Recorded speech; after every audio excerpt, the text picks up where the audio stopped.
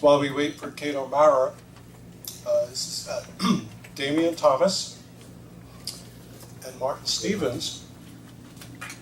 We have a little applause for them.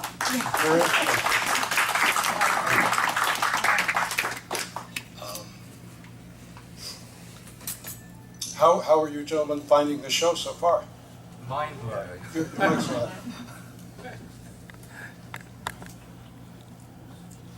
Amazing.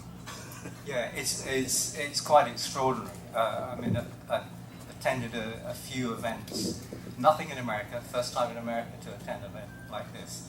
But this is quite extraordinary. Just the number of people, and amazing the amount of enthusiasm that everyone seems to have for film. And not only that, the amount of knowledge that they have about film, far more than I have. So I'm getting educated. Yes, and Martin said everything I was going to say. People seem to know more about work that I have done than I do myself.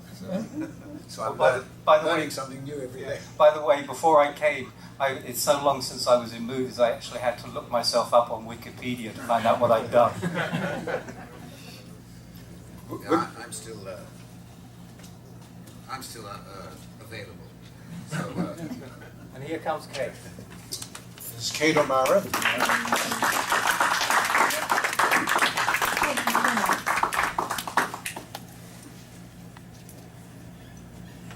Thank you. Good afternoon.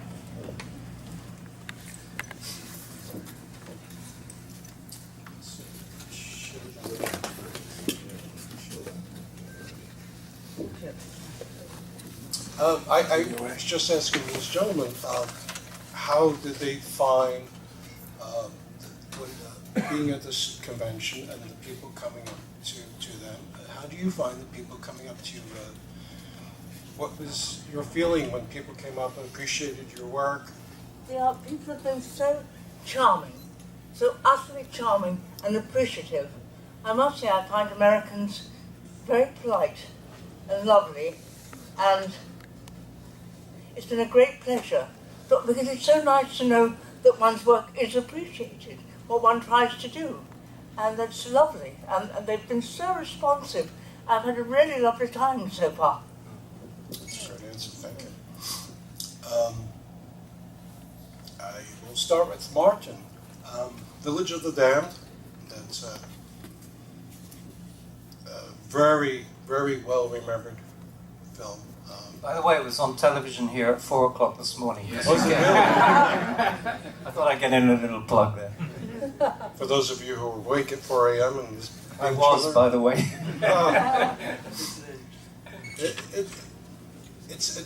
I guess it became an iconic film for many reasons. The child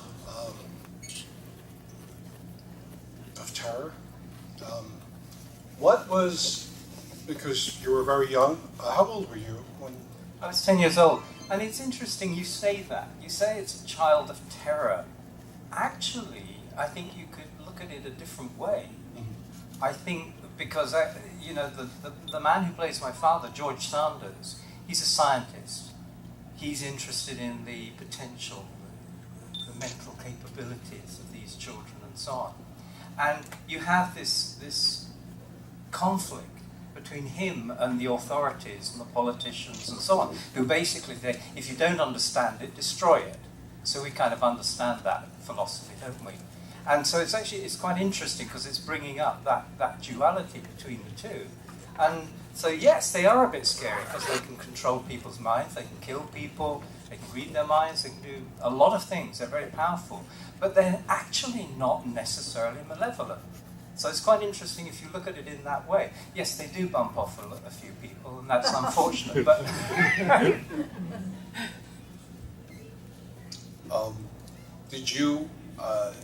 what did you, being 10 years old, what did you draw from your mind or draw from to portray that role in such a way that you did? Well, there were two things. I mean, I was given the script to read. I read the whole script through with my mum.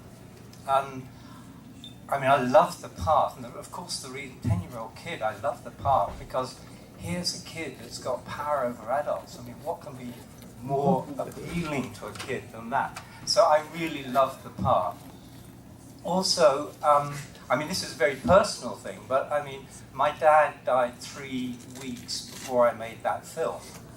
And so I was, clearly, I was in quite a sort of special place psychologically when I made that movie. And I see it, every time I see the movie now, I can see in my eyes a little sadness, which comes through the part of David. And part of that sadness was clearly because I just lost my dad. So those interesting things that you drew upon for that. Now, I'm going to jump around here. Kate, you've appeared in many films, many British television, episodic television, but two of the things you're most remembered for were your Hammer films, Vampire Lovers and Horror of Frankenstein. Are there any Hammer film fans here? There's a room full of them.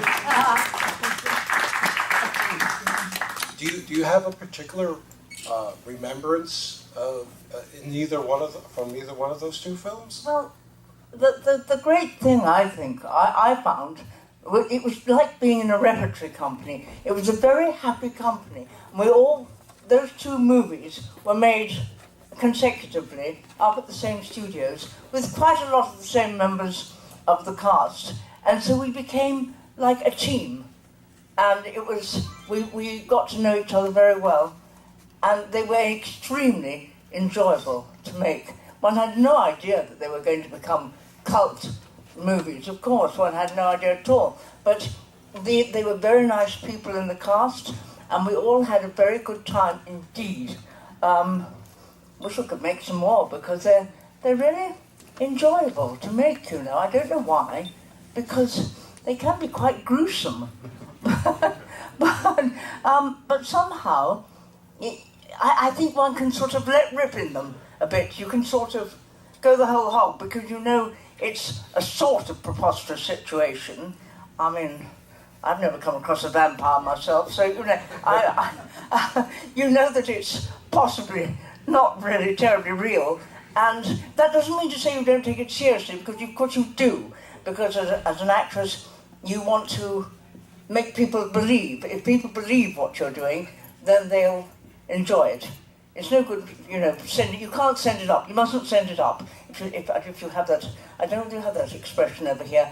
You can't parody it. You have to take it absolutely seriously.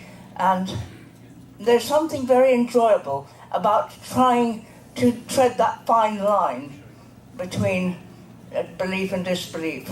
And that's, I think, what makes it very enjoyable. But it was mainly because of my fellow cast members who were a joy to work with, quite honestly. It's a wonderful answer. I have something I wanted to get back to, but I'll do that in a moment. I wanted to ask Damien,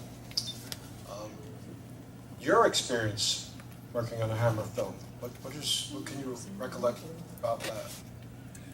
Well, I was a raw beginner. I'd never seen the inside of a film studio until I had the good fortune, as it seemed then, to be cast in this role.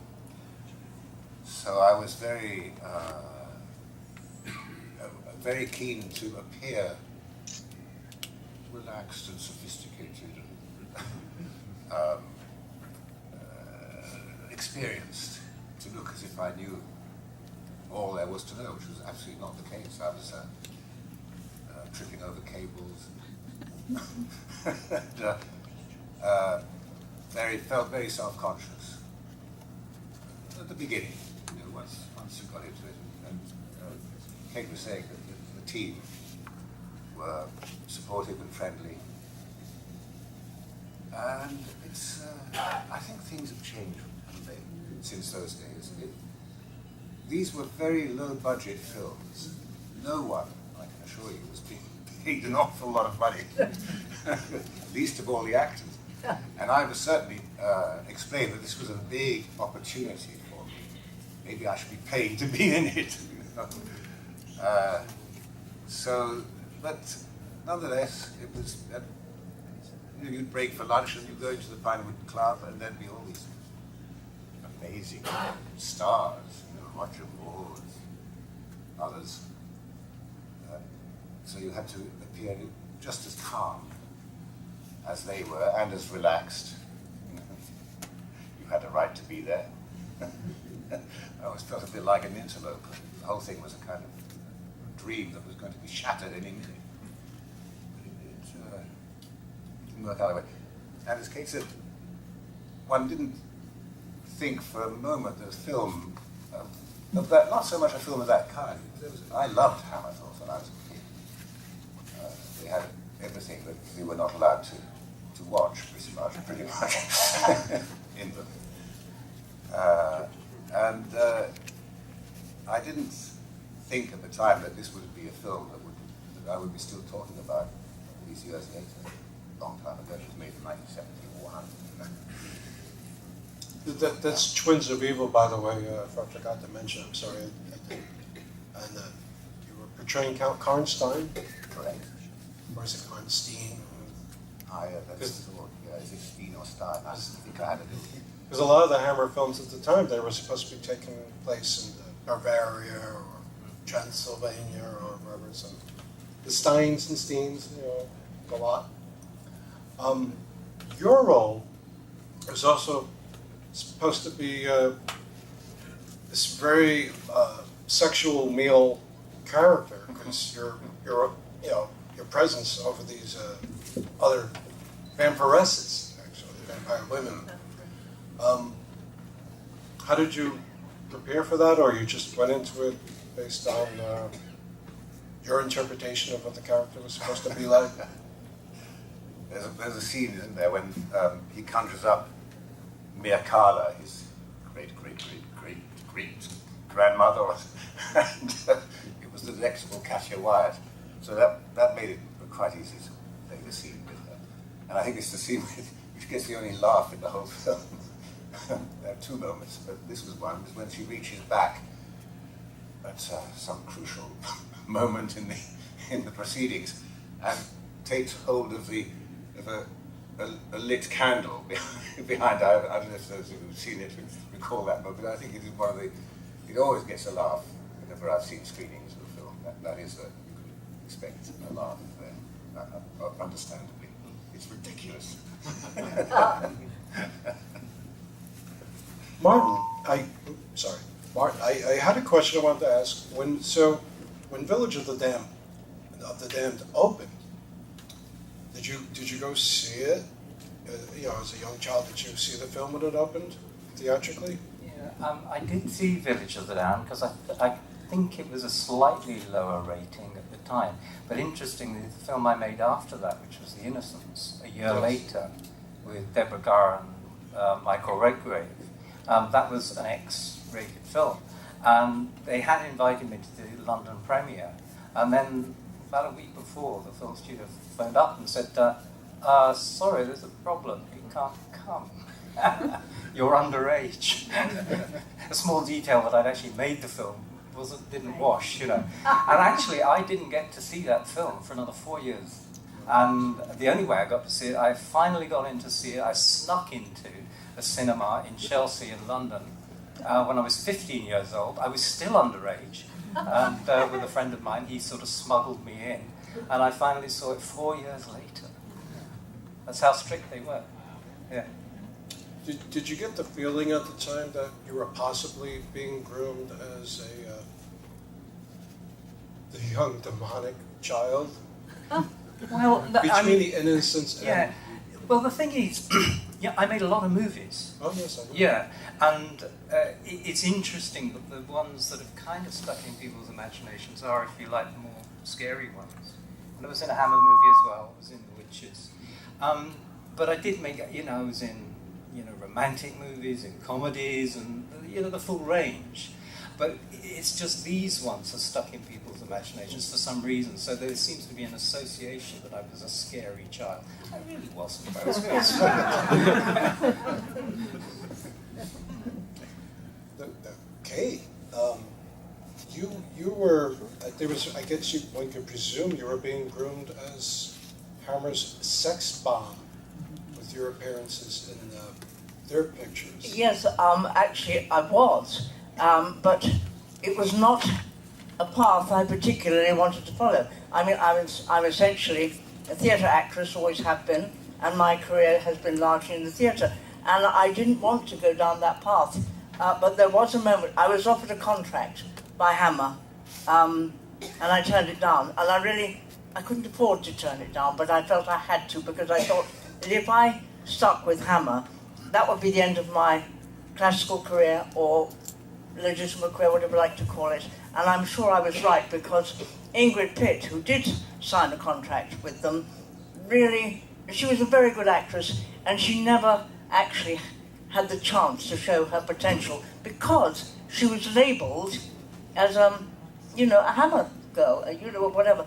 And so I think I made the right decision. But interestingly enough, when I was offered that contract, at the same time, I was offered an episode of Doctor Who, way back then, and I couldn't do it because I'd already committed to Hammer. So, and I didn't appear in Doctor Who until the 80s, 1985, which was when I came to America to do Dynasty. And but I could have had the opportunity to play a scientist in 1970, but I missed it. But then I caught up with it again in the 80s. It's extraordinary the twists and turns one's career takes. You have to be quite determined if you want to follow a certain path, I think. I heard that you do not do these type of things, these events often. So you have people coming up to you this week and who are fans of Dynasty, Yep. fans of Doctor Who, and we know they're a rabid bunch, and Hammer. Yeah. So you have all three of these groups now. Yeah. And some of them are independent of one another. The Dynasty, they probably don't know too much about Hammer, or they're not really into it. So it's probably really interesting. It's nice. It's nice to be so diverse, because you meet a lot of different people and some people see me in absolutely fabulous, or things like that, and have loved that, and all sorts of other things. I've done so much, but it's very nice to have different people talking about different things, and they come up and they say, the Rani, they say, from Doctor Who, the villainess, and others say, absolutely fab. It's very nice to have done so many different things. And you three have done stage work. Damien has done a ton of stage work, I've noticed over the years. Between stage and film, all three of you, what is your favorite role, personal favorite role? And it doesn't have to be something that anyone's overly familiar with here. But I'm curious, I like to ask people what their favorite role is as an actor or actress. Cleopatra, I've played it 3 times, it's wonderful. On the stage? Yeah. Difficult one.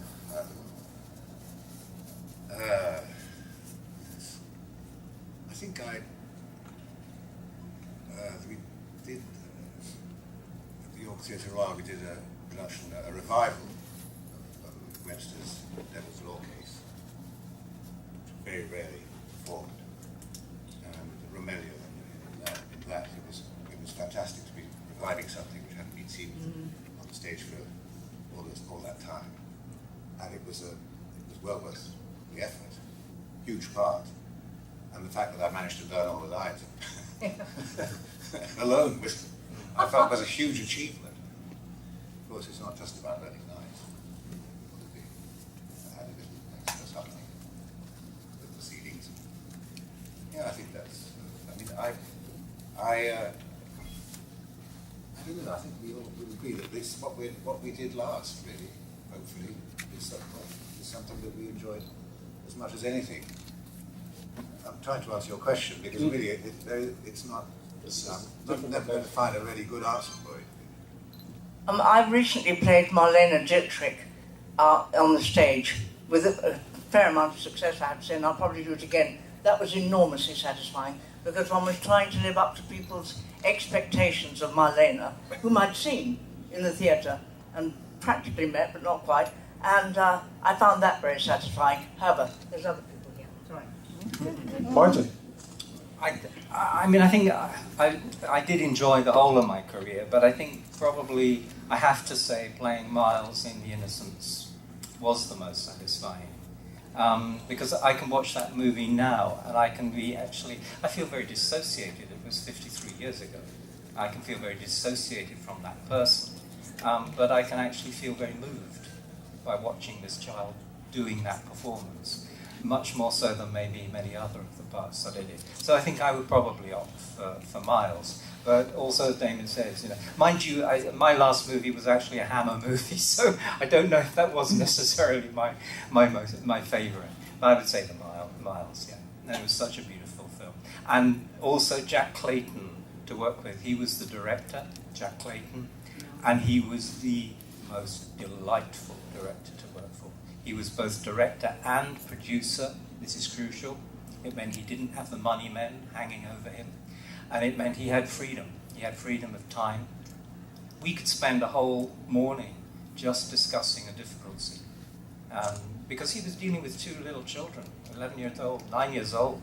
Very demanding parts, really demanding parts. And he wanted to coax out the best performances he possibly could from these kids. And so he had all the patience and gentleness and subtlety.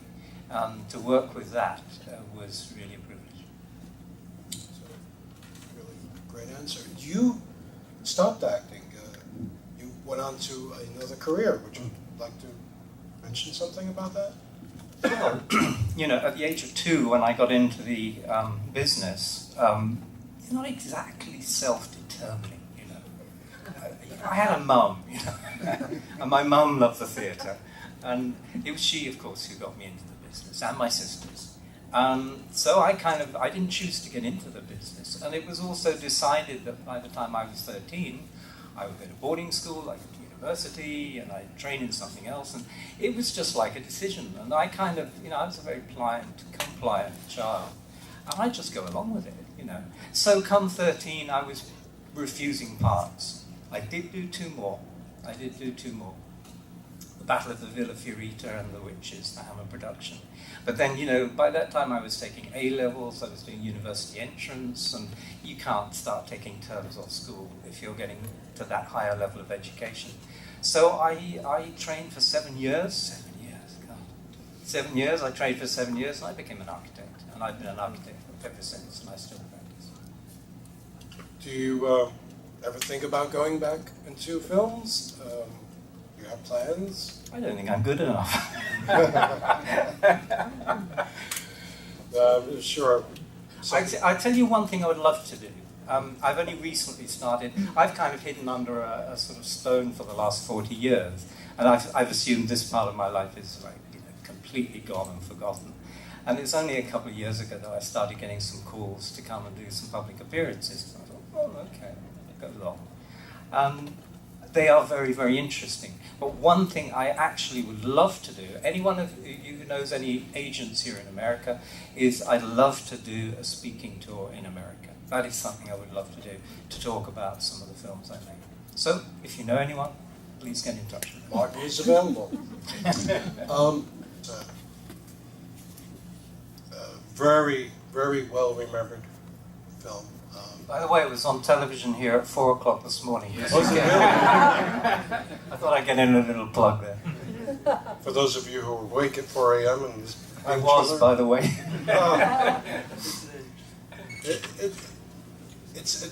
I guess it became an iconic film for many reasons. The child of terror. What was... Because you were very young. How old were you when... I was 10 years old. And it's interesting you say that. You say it's a child of terror.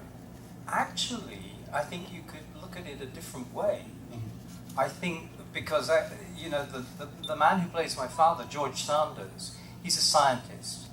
He's interested in the potential, the mental capabilities of these children and so on. And you have this conflict between him and the authorities and the politicians and so on, who basically say, if you don't understand it, destroy it. So we kind of understand that philosophy, don't we? And so it's quite interesting because it's bringing up that duality between the two. And So yes, they are a bit scary because they can control people's minds, they can kill people, they can read their minds, they can do a lot of things, they're very powerful. But they're actually not necessarily malevolent. So it's quite interesting if you look at it in that way. Yes, they do bump off a few people, and that's unfortunate, but...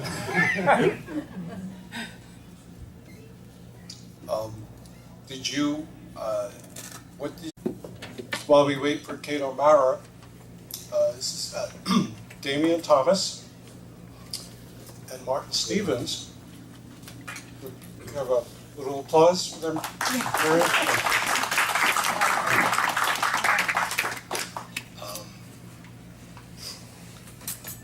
How are you gentlemen finding the show so far? Mind-blowing.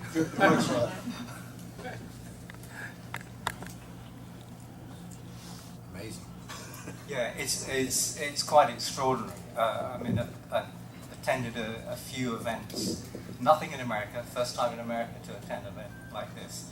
But this is quite extraordinary. Just the number of people, and amazing the amount of enthusiasm that everyone seems to have for film.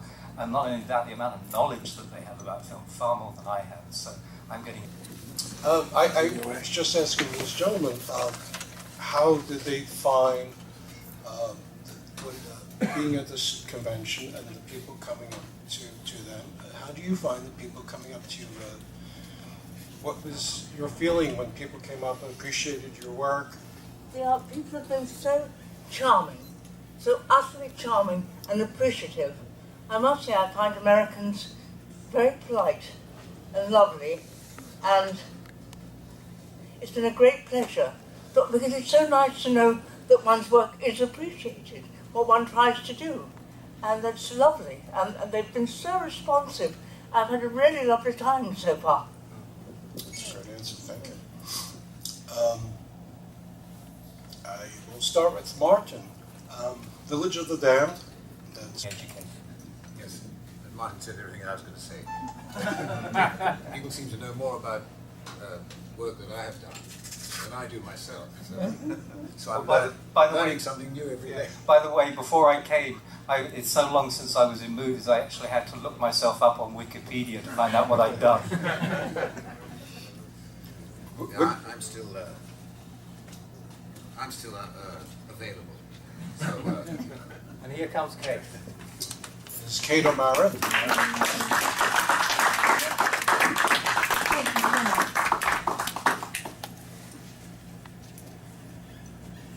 Thank you. Good afternoon.